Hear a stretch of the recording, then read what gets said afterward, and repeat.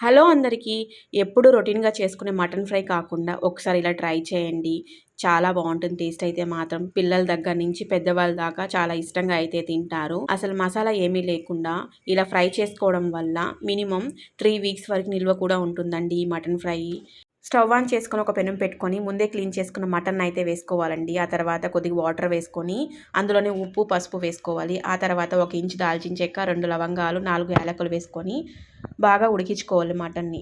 మటన్‌లో వాటర్ అంతా ఇమిరిపోయేంత వరకు మటన్ ఉడికించుకోవాలి. ఆ తర్వాత అందులోనే ఒక 4 టేబుల్ స్పూన్స్ వరకు ఆయిల్ వేసుకొని బాగా వేయించుకోవాలండి. మటన్ అనేది గోల్డెన్ బ్రౌన్ కలర్ వచ్చేంత వరకు వేయించుకున్న తర్వాత కచ్చా పచ్చాగా దంచుకున్న తెల్లగడ్డ, అలానే ఒక టేబుల్ స్పూన్ వరకు కారం పొడి, ఒక టేబుల్ స్పూన్ ధనియాల పొడి వేసుకొని వేయించుకొని స్టవ్ ఆఫ్ చేసుకోవాలి. అంతే అండి. మన మటన్ ఫ్రై కూడా రెడీ అయిపోయింది. ఒకసారి తప్పకుండా ట్రై చేసి ఎలా వచ్చిందో కామెంట్ చేయండి. Thanks for watching.